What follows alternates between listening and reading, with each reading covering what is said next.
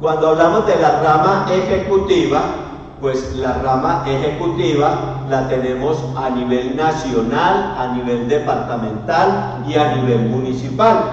Y para cada una de ellas, y estas ramas se corresponden con el ordenamiento territorial, que es también un capítulo completo de la Constitución política. Y para cada una de esos niveles o instancias, pues también hay un desarrollo legislativo de lo que dijo la Constitución. Recordemos que la Constitución está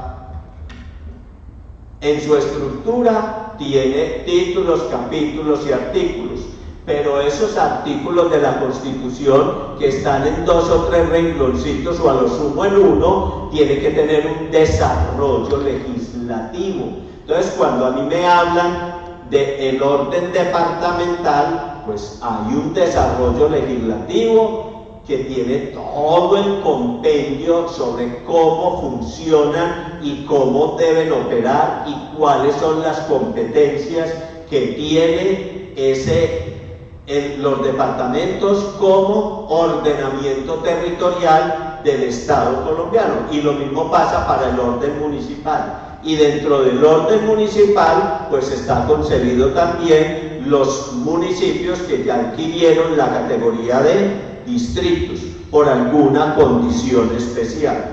¿Listo? Pero las normas se van complementando, así como existe la ley 136 del 94, la 1551 del 2012 para el régimen municipal y la modernización del municipio como la célula del Estado colombiano, pues complementario a ese está en la ley 1625 de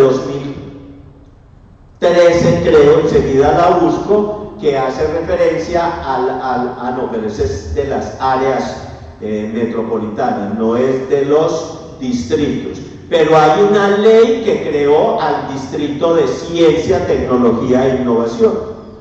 Es decir, no es que a Medellín le dio por denominarse así, sino que hay unos requisitos que deben presentarse vía proyecto de ley al Congreso de la República, que es quien tiene la competencia para darle esa característica especial, en este caso al municipio de Medellín, convirtiéndolo en distrito. Ahorita, o busquen ustedes por favor ahí en el amigo Google, ley mediante la cual se crea el Distrito de Ciencia, Tecnología e Innovación. Entonces, ¿qué hace Medellín como municipio en la categoría de distrito? Tiene 3 normas específicas: la 136, la 1551 y la ley mediante la cual se le asigna la categoría especial de distrito. Y listo. Entonces, con fundamento en esas 3 normas, pues desarrolla todo su accionar. Muy bien. También tenemos la rama legislativa. Recuerden la observación que hicimos la semana pasada. 22.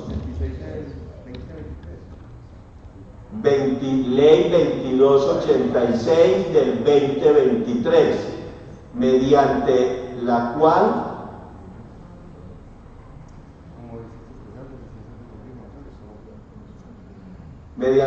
que se da la categoría de distrito especial. Claro. Y mire que se le dio esa categoría a través de una ley. Muy bien. Recuerden que la semana pasada decíamos que incluso, mea culpa, los maestros enseñábamos en las escuelas y en los colegios que la rama legislativa a nivel nacional, Congreso de la República, a nivel departamental, asambleas, y a nivel municipal, consejos. Craso error, porque los únicos que legislan son el Congreso de la República. Quiere decir que las asambleas departamentales y los consejos distritales, como es el caso de Medellín, o municipales, son corporaciones coadministradoras. Corporaciones coadministradoras. Co quiere decir entre usted y yo. ¿Y quién sería entre usted y yo? Entre el Ejecutivo y esta corporación administramos al distrito de Medellín. Porque lo que hace en este caso esta corporación coadministradora es vigilar a través del control político que se estén cumpliendo con el marco normativo que se tiene para los efectos en Colombia. Y el marco normativo será todo aquel que tiene que ver con la Ley 136, la 1551, la 1283 y las competencias que por cada sector de inversión se le asignan al municipio.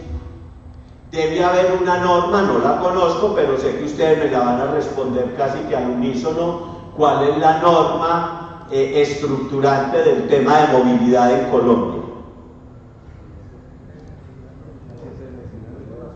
¿Cuál?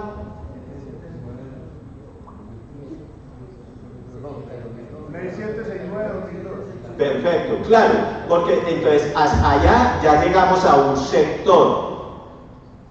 sector de inversión, y ese sector de inversión tiene una norma específica, claro, y ustedes la deben conocer porque es con el fundamento de su accionar diario, de su trabajo, y allá les hablarán de competencias, de funciones, de no sé qué, en fin, ¿cierto? Y así mismo lo hay, digamos, para vivienda, para turismo, para agua potable, servicios públicos, educación, salud.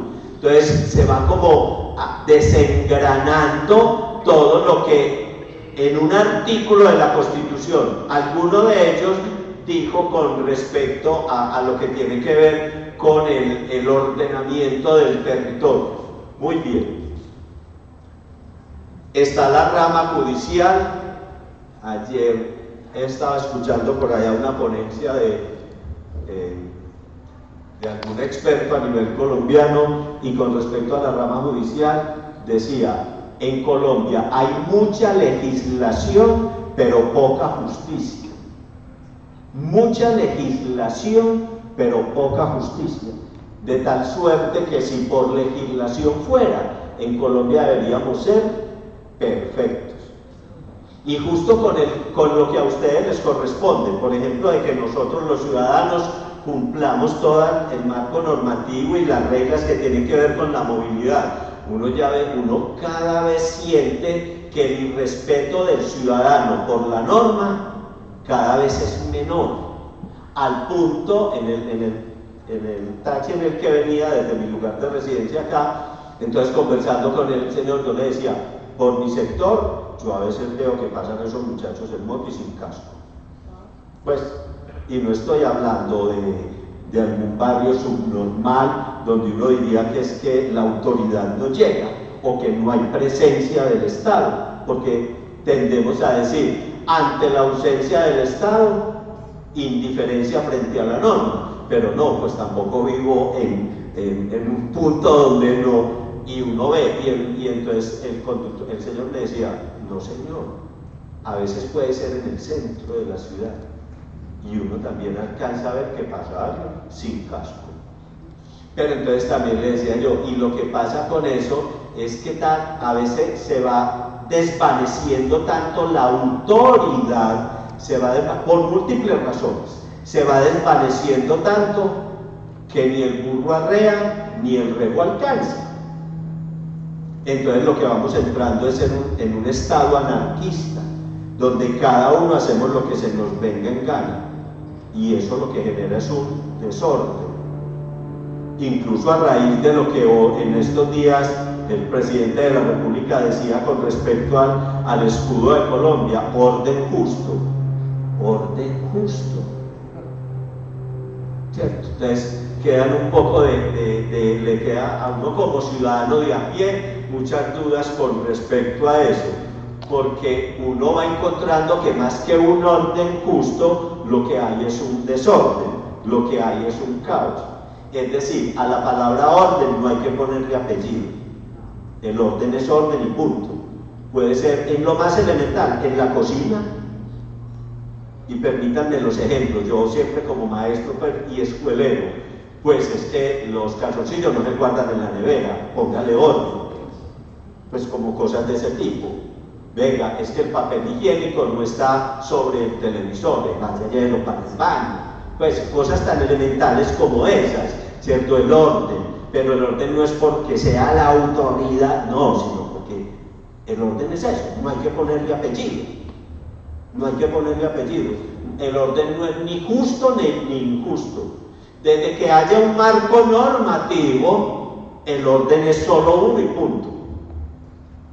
Claro, porque tiene que haber un marco normativo que regula y que regula ese orden al que estamos haciendo referencia, y se regula a través de la norma, y la norma se supone que es un acuerdo de voluntades entre las partes, porque así se debe entender incluso la Constitución, no porque cada uno de ustedes o yo hayamos estado en la asamblea discutiendo, pero sí tuvimos la oportunidad de elegir a los que iban a ser nuestros representantes en la Asamblea Nacional Constituyente, como tuvimos la oportunidad de elegir a quienes nos representan allá en la rama legislativa, y como tenemos la oportunidad de elegir a quienes nos representan en el orden municipal, departamental y nacional. Esa es la democracia participativa que se evidencia a través de las decisiones del pueblo. También en estos días, entonces, alguien decía, también por ahí en esas esferas y uno escuchando, porque pues, todo eso le sirve a uno como para refrendar el discurso. Y también lo he venido diciendo, aquí también los ciudadanos somos corresponsables. Claro, porque es que somos Estado, entonces también somos corresponsables de las decisiones que tomamos. Las decisiones que tomamos son con fundamento ¿en qué? En el conocimiento, en el desconocimiento, en la racionalidad, en los asuntos emocionales, o en temas de corrupción, en temas de dejarme comprar, que es lo que nos mueve como ciudadanos al momento de ir a tomar decisiones que son trascendentales para el Estado, llámese municipio, llámese distrito, llámese departamento o llámese país. Entonces, aquí todos somos corresponsables. Bueno, el comentario era, en Colombia tenemos mucha legislación y poca justicia. Tenemos entonces, aparecen, si nos devolvemos aquí, permítanme, si nos devolvemos aquí, mira, estuvimos acá con el tema de las ramas del poder. Nos vamos para los órganos autónomos e independientes, que entonces son estos. Un órgano autónomo e independiente es la organización electoral, que tiene su propia régimen normativo desde la constitución política, pero que es independiente de las tres ramas del poder. Por eso lo que decíamos la semana pasada, independencia de poderes, pero también vamos a ver en el lenguaje que nos utilizan para los organismos, nos dicen personas jurídicas, autonomía administrativa e independencia, pero una independencia que está regulada también por la norma. Mire que aquí aparecen los órganos autónomos e independientes, los organismos de control. Recuerden que la semana pasada, por ahí en alguna parte mencionamos, las personas solemos pensar que la fiscalía corresponde a un organismo de control y la fiscalía es parte de la rama judicial. Los organismos de control, enseguida los vemos, son solo dos en la estructura. Y está todo el tema del sistema integral de verdad, justicia reparación y no repetición, porque recuerden que en el Acuerdo de La Habana, lo que allá se acordó, valga la redundancia, se incorporó como bloque constitucional para su implementación y durante un tiempo. Por eso entonces es un asunto transitorio. Creo que el tiempo previsto fueron 4 periodos político-administrativos, es decir, 16 años. Incluso hace poco empezó la discusión sobre el tema, porque hay unos organismos internacionales o multilaterales que fueron garantes del proceso y que le hacen pues el seguimiento, entre ellos la ONU, la Organización de las Naciones Unidas. Entonces, el gobierno de turno que haya debe rendir informe ante estos organismos que son veedores y que fueron garantes del proceso de lo que se ha avanzado o no. Entonces ya el gobierno de turno estaba en alguna de sus ponencias pidiendo que debía ampliarse el periodo para la implementación, que como les dije se concibió en 16 años. Adelante. En estos organismos autónomos e independientes, ¿cómo se eligen los directivos, los directores de esos organismos, y el presupuesto también se hace por medio del Congreso, por el presupuesto general de la Nación, o esa parte? Claro, enseguida vamos a ver cuáles son los órganos autónomos e independientes, entre ellos, por ejemplo, el Banco de la República. Y para el Banco de la República, primero, existe un artículo de la Constitución que habla sobre el Banco de la República y luego ese artículo de la Constitución se desarrolla a través de una ley, y en esa ley dice cuáles son las funciones, cuáles son las competencias, regular el mercado, la tasa cambiaria, la balanza comercial, en fin. Pero además dice cómo se constituye su dirección a través de una junta directiva. Y la junta directiva también, la norma dice cuántos escaños tienen y quiénes ocupan esos escaños. No como personas, sino como representantes de. Entonces, por ejemplo, dice el ministro de Hacienda. No dice, ¿cómo se llama el actual ministro de Hacienda? ¿Bonilla es? Bueno, no dice el nombre, no, dice el cargo. ¿Quiénes, qué representantes de los diferentes cargos conforman la Junta Directiva del Banco de la República? Y la Junta Directiva es la que tiene la autonomía, según los estatutos, de elegir al presidente o al gerente o al director, no sé cómo se le denominará, del Banco de la República. Entonces todo tiene desarrollado cómo se debe actuar, cómo se hace, cada cuánto se reúnen de manera ordinaria, cuánto de manera extraordinaria, cuándo rinden cuentas, porque todas las entidades públicas, autónomas o de las ramas del poder, organizaciones, todo donde se manejen recursos públicos deben rendir cuentas. También están, por ejemplo, como órganos autónomos e independientes las instituciones de educación superior. Y las instituciones de educación superior, que entonces se rigen bajo la ley 30 del 90 y no sé qué, también dice cómo se realiza todo el proceso.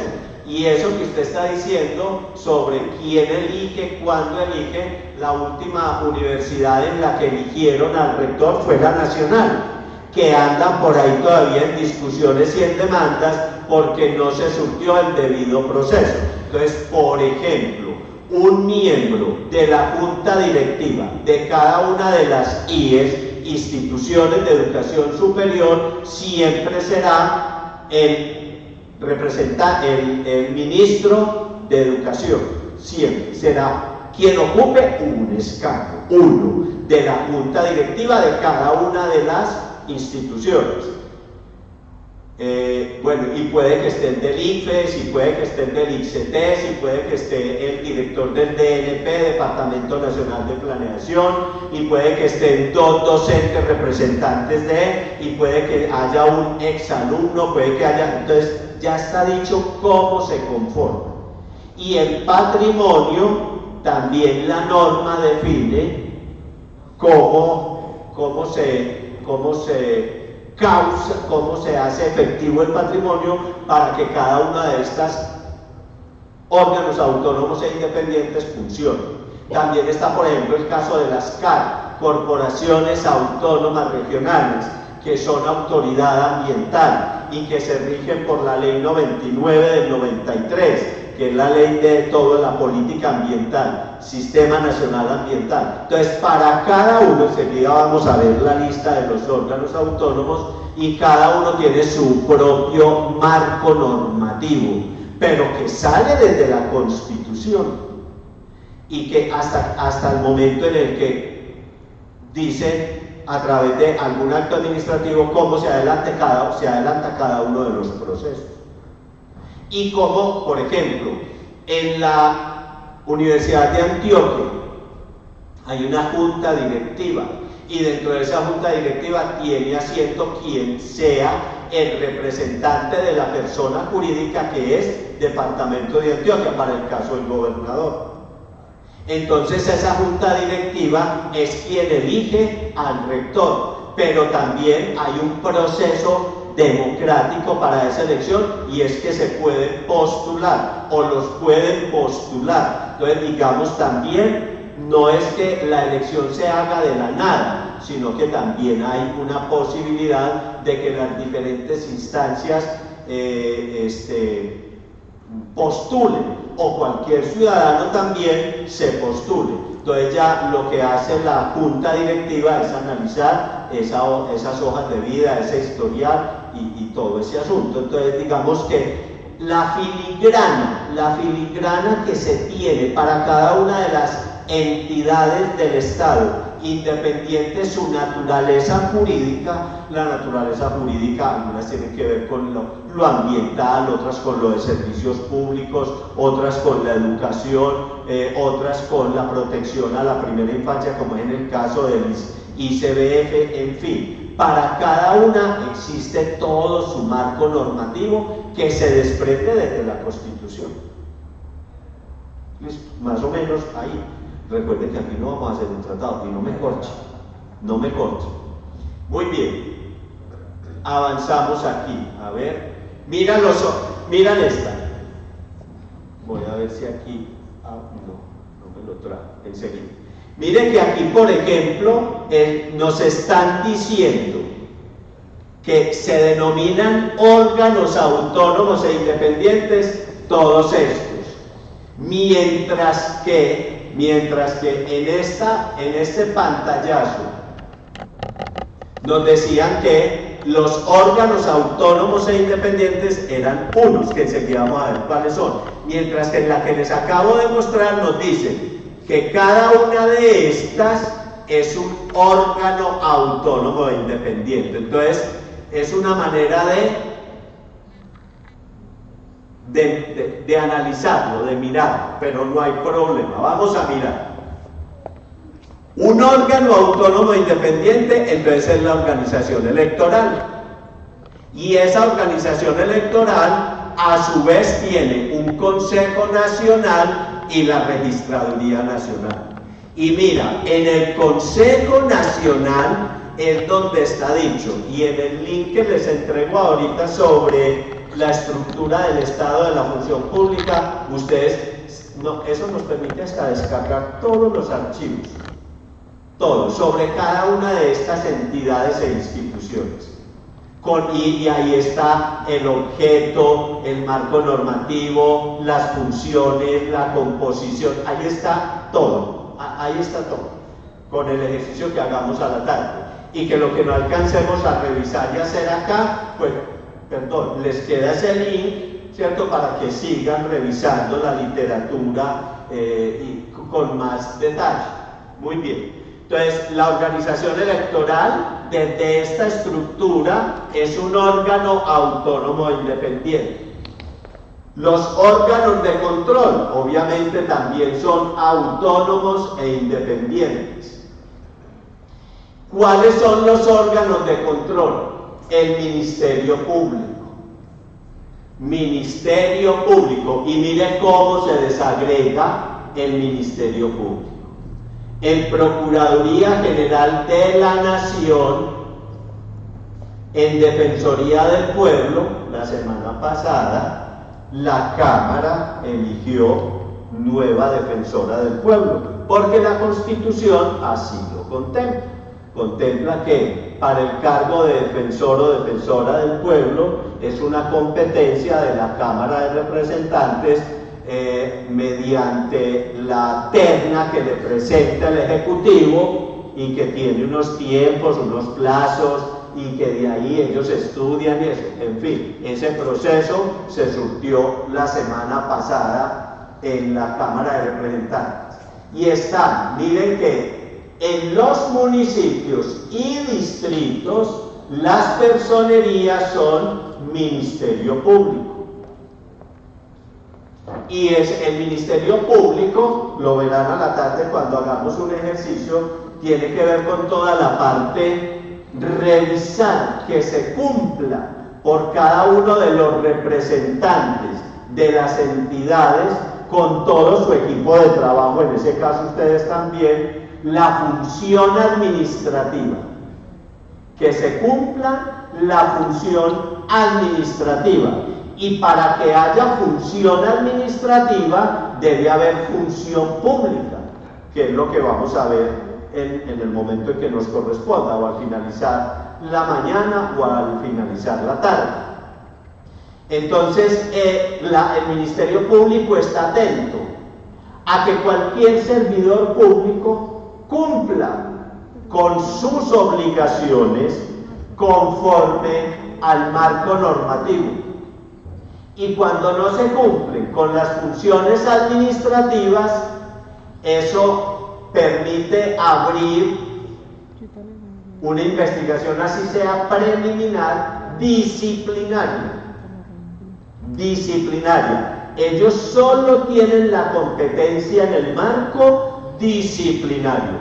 Cuando en la indagación, en el avance de la investigación, entran otros asuntos que tengan que ver con el erario público, pues lo que hacen es darle traslado a quien corresponda, que sería a las contralorías, o si el asunto amerita, a la fiscalía, que ya es parte de la rama judicial. Pero aquí, el Ministerio Público le corresponde estar atento a que los servidores públicos cumplan o cumplamos con las funciones administrativas que determina la ley, para que no haya ni omisión, ni usurpación, ni extralimitación de funciones. Y el componente tiene que ver todo con el componente disciplinario, no con el fiscal ni con el penal. Para cada uno de esos efectos existe otra entidad que le corresponde. El tema de la Defensoría del Pueblo, lo que está atenta es a las alertas en el marco de los derechos humanos y las violaciones que se puedan suceder para cualquier habitante dentro del territorio colombiano. La Defensoría está atenta, defensa, de que se le garanticen los derechos individuales y colectivos a una persona o a un grupo social o a una comunidad. Entonces, desde allá ellos generan la alerta.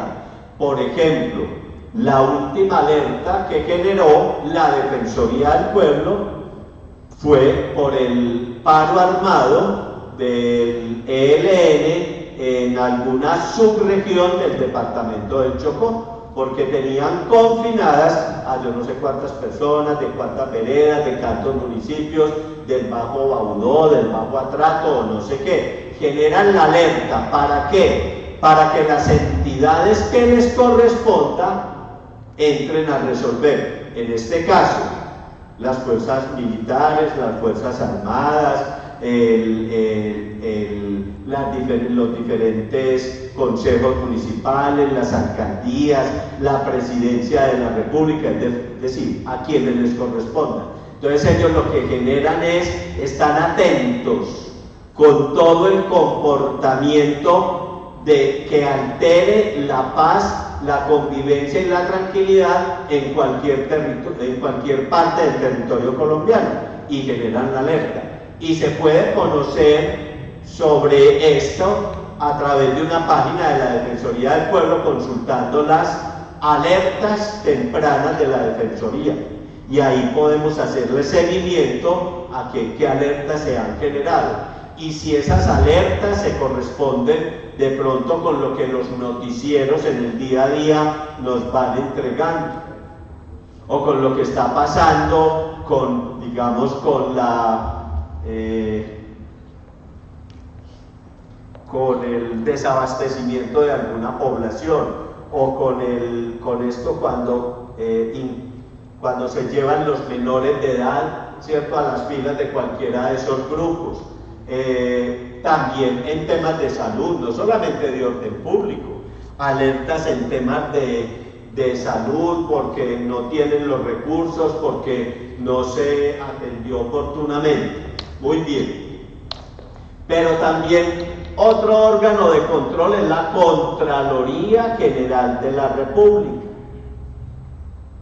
Y la Contraloría General de la República es quien le hace el control a las contralorías territoriales. Siempre los departamentos tienen Contraloría Departamental, pero tiene el marco normativo que rige para la Contraloría General.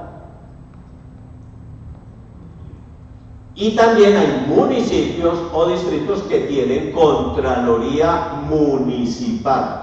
Estos municipios son los que tienen un mayor apalancamiento financiero, son municipios que en su arquitectura institucional son más robustos, es decir, son más grandes, y así lo demanda la necesidad. Entonces, por ejemplo, el distrito de Medellín tiene Contraloría Distrital, o Río Negro tiene Contraloría Municipal, pero Murindó no tiene Contraloría Municipal, porque ¿quién debería sostener la Contraloría Municipal? El municipio, con los recursos de ingresos corrientes de libre destinación, que son los que capta o recauda cada entidad territorial para su funcionamiento.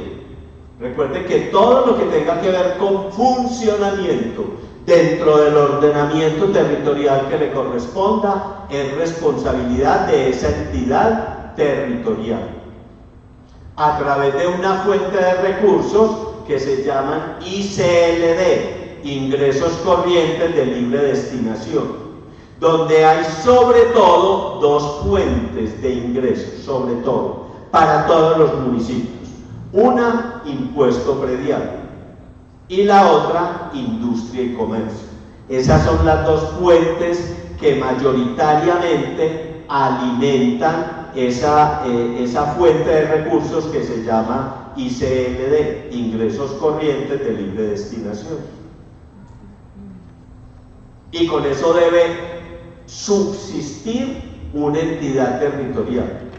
Entonces, la posibilidad de subsistencia de un ente territorial como lo es el distrito de Medellín es mayor a las posibilidades que tenga un vigía del puerto, porque su recaudo tiene diferentes fuentes. Aquí habrá todo lo de los comparendos, las multas, está todo el impuesto de industria y comercio, que pues obviamente Medellín tiene un asentamiento grande en esa medida, tiene todo lo del impuesto predial, y bueno, tendrá el impuesto a la gasolina, la sobretasa. Una cosa es el impuesto y otra es la sobretasa. El tema de tableros y avisos, imagínense cuánto recaudará un municipio como el que les acabo de mencionar, Vigía del Fuerte, por avisos y tableros. mientras que en Medellín. Y eso que probablemente no se aplique como debe ser el control urbanístico en lo que tiene que ver con el plan de ordenamiento territorial. Entonces también por ahí puede haber mucho desfogue de recursos que se pierden, no que se los roban o cualquier cosa, sino que no se están facturando porque no hay el correcto control urbanístico al ordenamiento territorial según el plan de ordenamiento para aumentar el recaudo. Entonces esto es para decirles que no todos los municipios tienen contraloría municipal, pero alguien les hace la auditoría fiscal. Entonces no es que no los fiscalicen, no, entonces lo hace primero el control interno de la entidad. Recuerden que cada entidad dentro de MIPG, Modelo Integrado de Planeación y Gestión, tiene su séptima dimensión, que es el control interno. Y el control interno es, venga, arreglemos la casa antes de que venga la auditoría externa. Eso es. Pero igual está la Contraloría Departamental, que le hace las auditorías de rigor a las entidades municipales. Y es que aunque haya Contraloría Municipal, eso no significa que la Contraloría Departamental haya perdido competencia. No, sino que lo que le tocaría ahí a la Contraloría Departamental es revisar las auditorías que hizo la Contraloría Municipal, que estén conforme a la norma, a no ser que se suceda alguna demanda o alguna alerta también que amerite una auditoría express, que son las inmediatas. Muy bien. Y está la Auditoría General de la Nación, porque uno diría, ¿y quién regula y controla a la Contraloría? Pues lo hace la auditoría. La Auditoría General de la Nación es quien, valga la redundancia, audita a la Contraloría General de la Nación, de que esté adelantando los procesos como debe ser. Muy bien. Aquí hablamos de órganos de control. Y vámonos, aquí mira que nos dicen otros. Estos son los que en el otro pantallazo determinan como órganos autónomos e independientes. Entonces míralos aquí, con la pregunta que me hacías ahora. Mira, están las CAR, Corporaciones Autónomas Regionales. Están los entes autónomos universitarios, o sea, las IES, Instituciones de Educación Superior. Está la Autoridad Nacional de Televisión, el Banco de la República, y mire aquí, es un órgano autónomo e independiente, la Comisión Nacional del Servicio Civil. La manera como el documento se llama Lo que debo saber, y es también de la función pública. No sé por qué no les coloqué ahí de dónde la saqué. Aquí lo que nos están diciendo es que todos estos son órganos autónomos e independientes. Muy bien. Esa es la estructura orgánica de la Constitución como modelo de operación para la implementación de todo el preámbulo y la parte dogmática de la Constitución. Eso es. A través de esa estructura se debe garantizar que el Estado funcione y que se sostenga. A través de estas columnas se garantiza que este edificio se sostiene. Y cuando esa estructura no está lo suficientemente sólida, se viene al piso, como por ejemplo el edificio Space. Claro, la estructura no soportó el peso.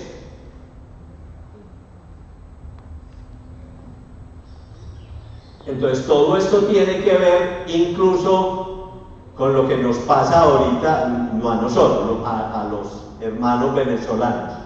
Ya la estructura no soporta el peso y no lo soporta, y la evidencia es todo lo que pasa: la represión, la dictadura, las muertes violentas, la persecución, la migración. Entonces esta mañana decían, por ejemplo, que ya hicieron una primera encuesta y el 43% de los venezolanos que aún están en su país consideran la posibilidad para el año 25 de emigrar. Entonces, ¿qué quiere decir? Que la estructura que sostiene el aparato estatal ya no la soporta. ¿Por qué? Porque ahí no hay independencia de poderes, porque se coaptó todas las decisiones, entonces no hay, lo que decíamos aquí ahorita, órganos autónomos e independientes. Entonces, por ejemplo, y nos podríamos devolver aquí, un órgano autónomo e independiente es la organización electoral, por ejemplo. Que entonces, por lo que nos damos cuenta, por lo que vemos y por la percepción que cada uno tiene, allá, diría uno, no es autónomo ni es independiente, porque el gobierno coaptó todas las funciones de todo el aparato estatal. Muy bien.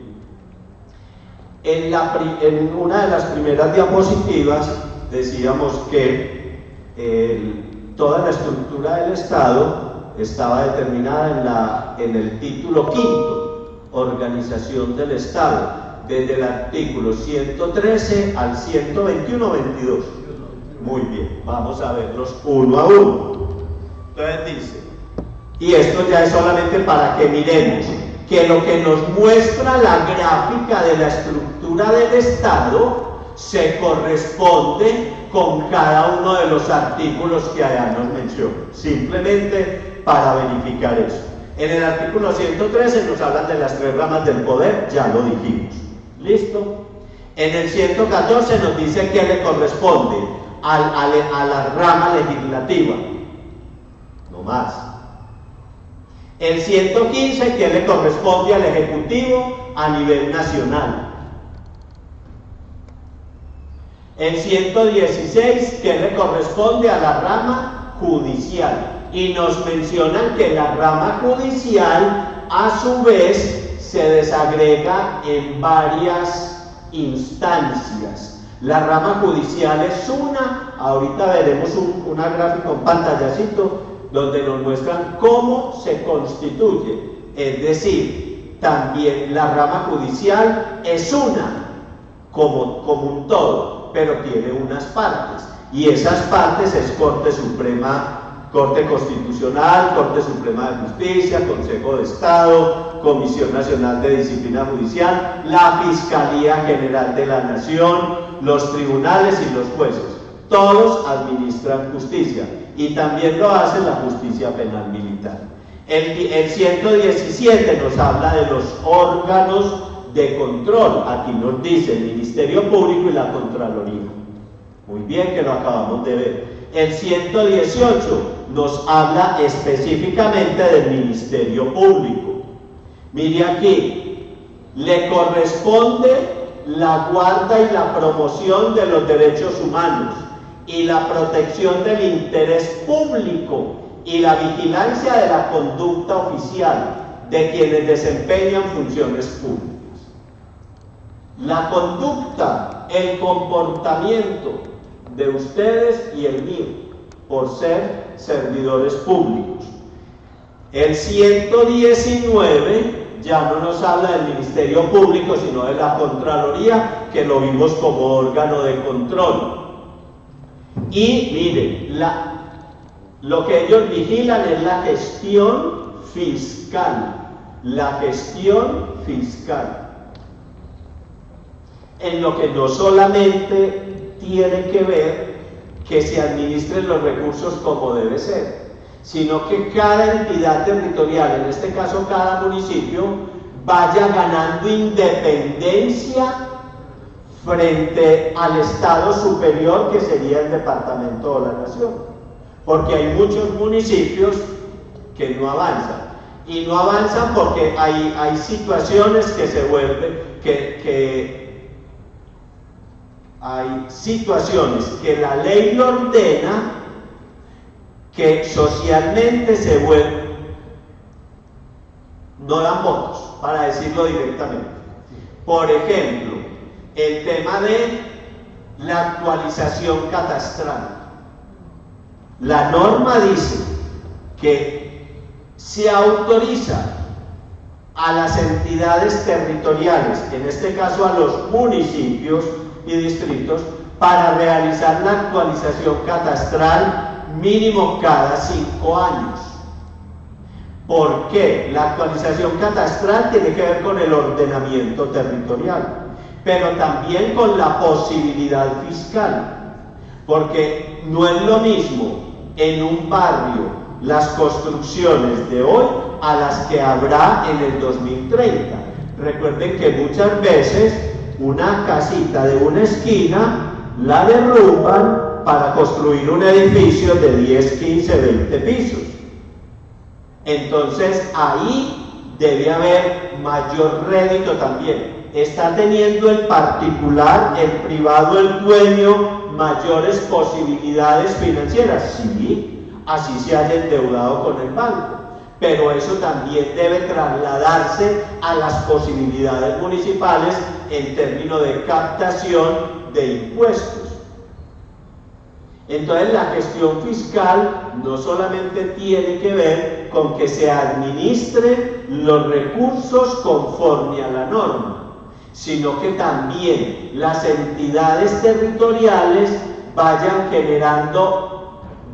aboliendo menos dependencia del gobierno central. ¿Y por qué hay dependencia? La ley 617 del 2000 categoriza las entidades territoriales, tanto los departamentos como los municipios. Y en materia fiscal, al categorizarlos, también dice cómo pueden captar recursos.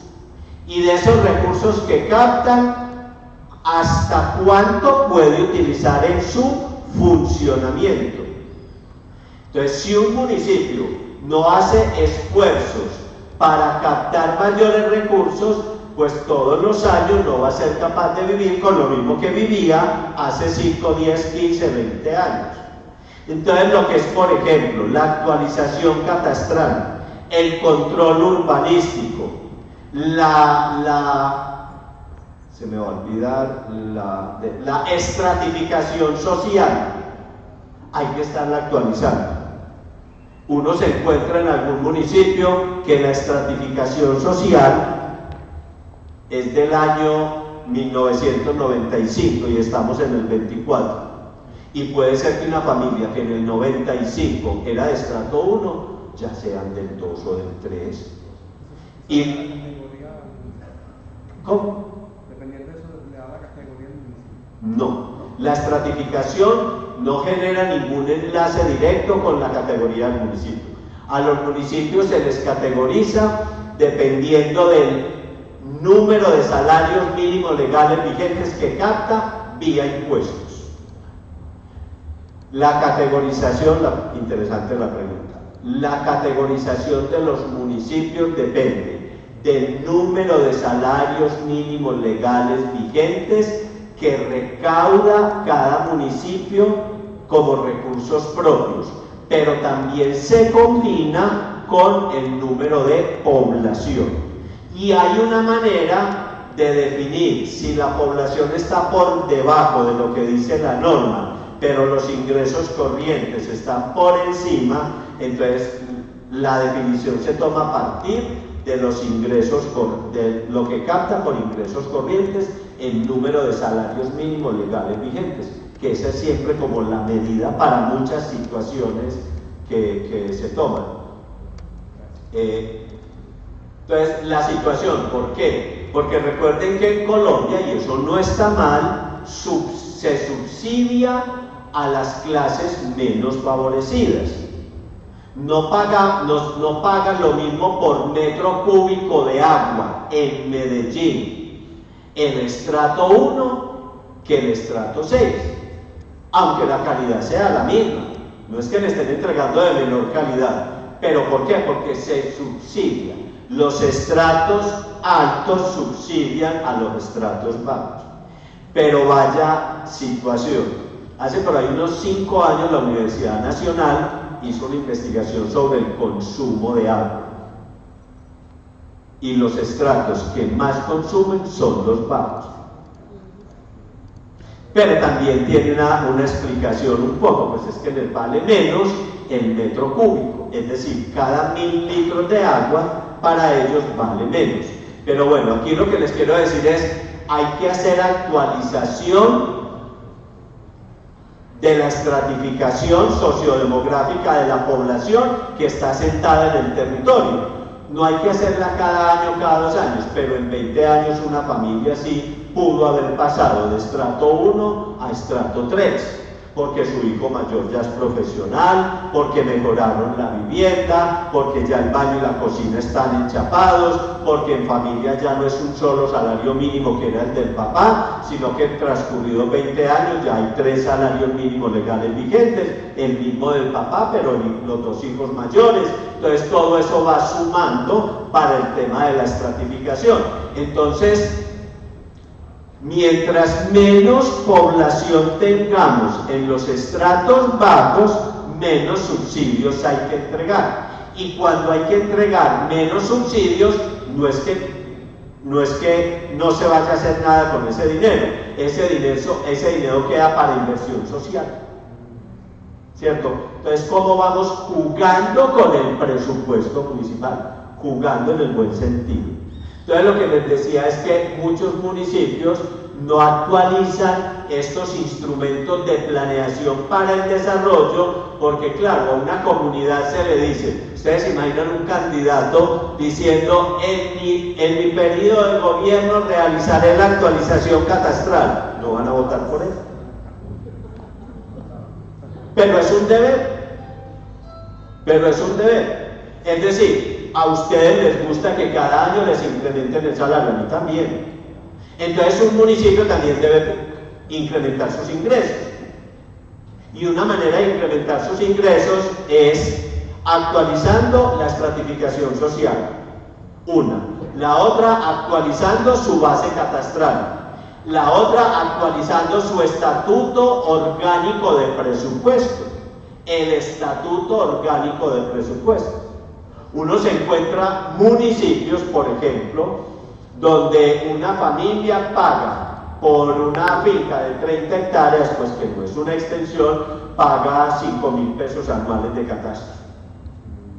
Y es porque en ese municipio probablemente hace 20 años o 30 no hacen actualización. Y el mismo estatuto orgánico de presupuesto dice en qué medida, porque tampoco es como a veces uno ve en las noticias en Bogotá o en cualquier otra ciudad, que una persona pagaba 200.000 pesos anuales de catastro y ya le subió a 5 millones. Pues también el estatuto orgánico de presupuesto, que es un asunto que está regulado desde lo nacional para su implementación en lo local, pero que va a discusión al Consejo Municipal, pues con fundamento en eso. Recuerden que la autonomía, es regulada. Entonces no es que el impuesto predial en un municipio de Colombia, cualquiera que sea, puede ser como le dé la gana a los concejales del momento. No, hay una regulación a partir de, ya te doy la palabra, a partir de una norma que es la norma estructurante, que es la que donde se legisla, que es en el Congreso de la República. Caballero, ¿quién me pidió la palabra? No, yo tenía la pregunta, pero usted la respondió con el argumento. Menos mal. Era si esa actualización catastral estaba en manos de los consejos municipales y distritales. No, claro, pero recuerda que como no tenemos sino rama legislativa a nivel central, entonces para actualizar las bases catastrales en cada municipio no es a la deriva, como nos dé la gana. No, existe un marco regulatorio que es la norma estructurante desde el orden nacional, que lo que le dicen al Consejo Municipal es aplíquela y contextualícela en su territorio.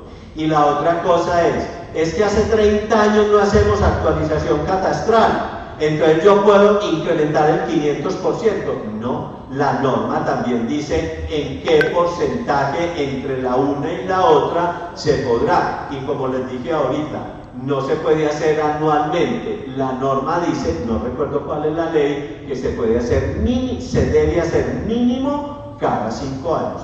Y eso es sano, es entendible. ¿Por qué? Porque es que el municipio, que es la mayor empresa de todos, también tiene que mejorar su base presupuestal, y la base presupuestal es la de sus ingresos propios.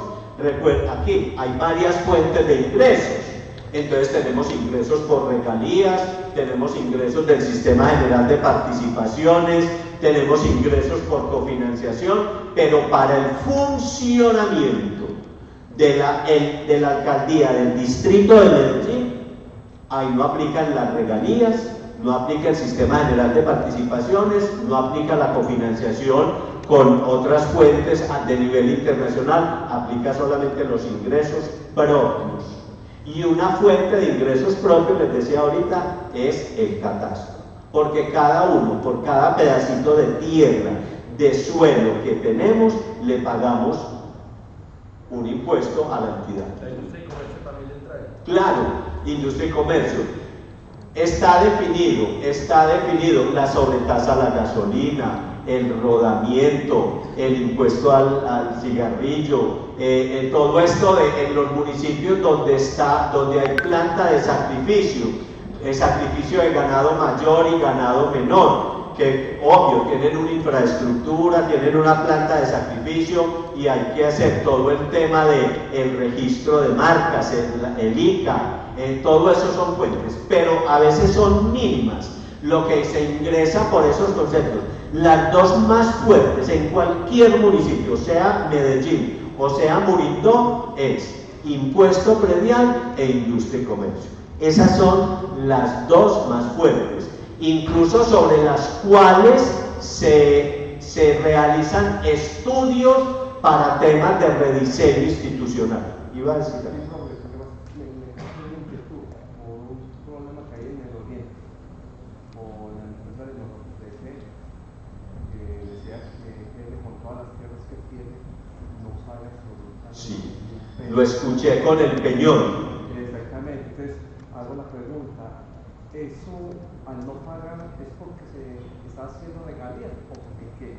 No, en el momento en que se legisló sobre la materia, se eximió a las entidades que administran recursos públicos, en ese caso EPM. Lo que están diciendo los gobernantes actuales, en este caso la alcaldesa, ya decía, está bien, así dice la norma, pero no es justo porque ellos son grandes tenedores y poseedores de tierra en mi municipio, en el municipio que hoy administro. Entonces lo que me está es afectando los ingresos corrientes de libre destinación. Y entonces ahí le toca al Congreso de la República legislar nuevamente, porque no es que EPM esté violando y no esté pagando, sino que fueron exonerados. Entonces, como las cosas cambian, porque todo es dinámico, entonces hoy lo que están reclamando estas entidades territoriales es que por favor, voy a decir algo, si el municipio del Peñón tiene 600 kilómetros cuadrados, resulta que EPM es dueño de 300 kilómetros cuadrados y está exonerado. Entonces lo que ellos captan por impuesto predial no es sino el 50% del 100% que deberían recaudar. Entonces es una discusión. Venga, esa es un poco parecida, lo que pasa es que todo va cambiando, todo es dinámico, nada es estático. Lo mismo que están hoy planteando algunos departamentos con relación a las transferencias que cada departamento le hace a la nación. Hoy la norma dice eso. Hoy no la está violando ni el gobierno anterior ni el gobierno actual en cabeza de Petro, no, eso dice la norma. Lo que están viendo los departamentos es que se están quedando cortos para hacer la inversión social que requieren hacer. No para poder pagar su funcionamiento, sino hacer la inversión social. En el caso de esos municipios también, aunque hay otra cosa. ¿Qué dice EPM? Dice, pero es que les estamos pagando, no se llaman regalías, donde ellos tienen espejos de agua para efectos de la generación de energía. Eso tiene otro nombre técnico. Entonces EPM les dice, pero señores, para el caso del Peñón, como persona jurídica, si ustedes no están captando porque no pagamos un impuesto predial que fuimos exonerados, a ustedes sí les estamos transfiriendo, no se llaman regalías, eso tiene otro nombre técnico por producción de energía. Entonces el uno, lo que no logras por aquí, lo logras por allá. Me imagino que en el momento en que los legisladores tomen el asunto, lo que hacen es mirar cómo volverlo más equilibrado. Entonces probablemente lleguen, listo, que EPM como persona jurídica y propietaria del 50% del suelo del Peñón pague impuesto predial, pero entonces bajémosle la tasa que está pagando por generación de energía. En fin, lo que buscan es como un equilibrio, lo mismo que aspiramos a que ocurra cuando se recolecten las firmas que se requieren para que pueda presentarse un proyecto de ley de esto de las finanzas de los departamentos. Entonces es porque ahí la discusión ahí es que, y eso tiene sentido, no todos los departamentos, como no todas las familias, ni todas las personas tenemos las mismas posibilidades económicas. Entonces, en los departamentos pasa igual. No es lo mismo el departamento de Antioquia que el departamento de ¿qué? Será del Cauca. Pues, cierto, en posibilidades de generación de ingresos, claro, pues lo que siempre se ha dicho es que para que haya equidad, no igualdad, equidad en el desarrollo territorial, unos apalancamos el desarrollo de otros. Por eso las transferencias que cada departamento le hace a la nación las mete en una sola bolsa y luego las devuelve vía inversión social. Pero para el caso de Antioquia, lo que está reclamando Antioquia, pero eso no le pasa a todos los departamentos. Le pasará a Cundinamarca, Antioquia y al Valle del Cauca. Les pasará que lo que le entregan al gobierno central no se equipara con lo que devuelven en inversión social. Porque lo que cada departamento aporta le suma al PIB. Entonces Antioquia le está aportando como el 14% al PIB nacional. Es decir, de cada 100 pesos, y siendo Antioquia solo uno de los 32 departamentos, aporta 14 pesos, que si lo estuviéramos haciendo igualitariamente habría que dividir 100 entre 32 para saber cuántos pesos tendría que aportar cada departamento al PIB nacional, pero no somos iguales, entonces eso también se entiende. Entonces unos apalancamos el desarrollo de otros, o podría haber sido a la inversa, otros apalancaban el desarrollo de Antioquia. Pero bueno, todas esas discusiones se van generando y uno aspira que en su sabiduría el Congreso de la República, que es por donde se tramitan todas esas situaciones, sea un asunto equilibrado, racional, ¿cierto?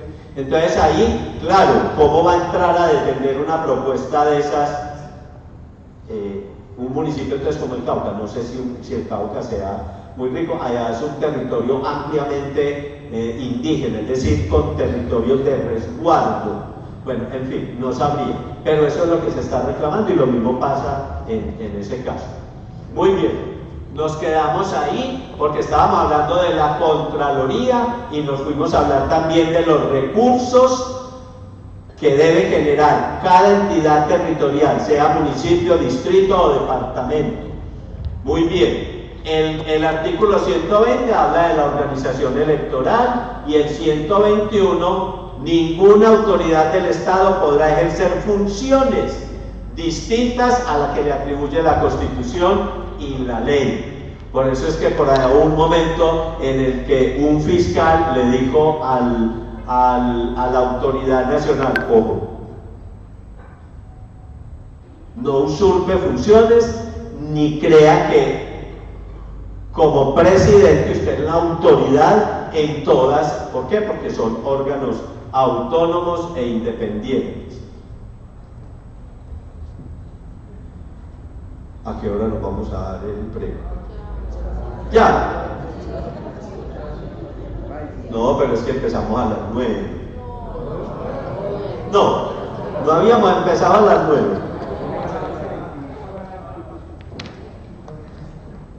Miremos a ver si rápidamente logramos terminar, por lo menos, no, tengo toda la mañana para las ramas del poder.